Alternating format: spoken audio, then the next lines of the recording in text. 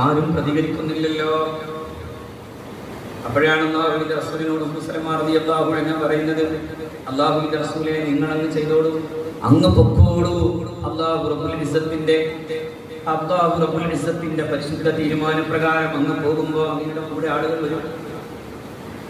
കാരണം അത്ര വലിയ ദേഷ്യം ഉണ്ടായിരുന്നു. ഫറൂഖ് തന്നെ പലവട്ടം പറയുന്നുണ്ട്, നബിയോട് തന്നെ ചോദിക്കുന്നുണ്ട്, നബിയെ ഇങ്ങനെയൊക്കെ വേണമായിരുന്നോ?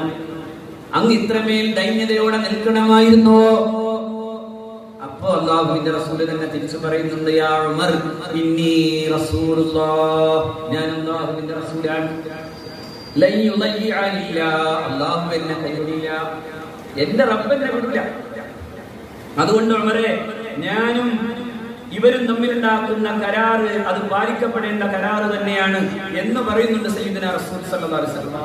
അത് കഴിഞ്ഞിട്ട് ഉമറിന്റെ ആവേശം തീരാതെ സിദ്ദീഖ് റളിയല്ലാഹു അൻഹു പോയിട്ട് അതേ വർത്താനം പറയുന്നുണ്ട്.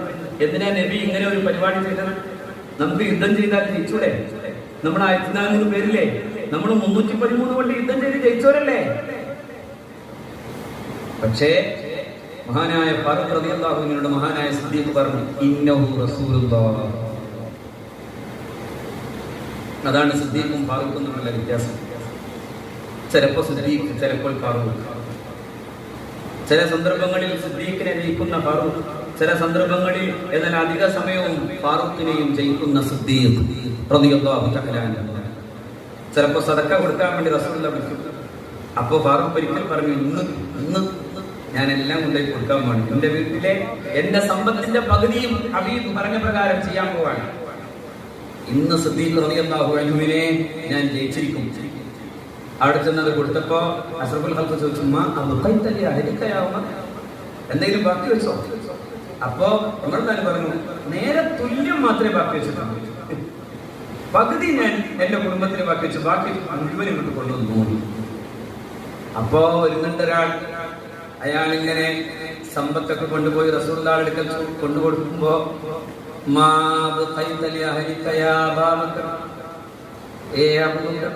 കുടുംബത്തിന് വല്ലതും കൊടുത്തോ? അപ്പൊ പറഞ്ഞു,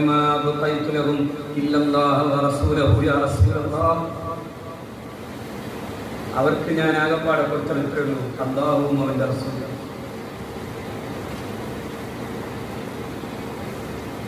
അല്ലാഹുവും അവന്റെ റസൂലും മാത്രമാണ് ഞാൻ അവർക്ക് ബാക്കി വെച്ചത് നബിയെ എന്ന് പറയുന്നു സയ്യിദുനാ സിദ്ദീഖ് റളിയല്ലാഹു അൻഹു. അതാണ് സിദ്ദീഖ്. അതുകൊണ്ട് സിദ്ദീഖ് പറഞ്ഞു, ഇന്നഹു റസൂലുള്ളാഹ്, അല്ലാഹുവിന്റെ റസൂലാണ്.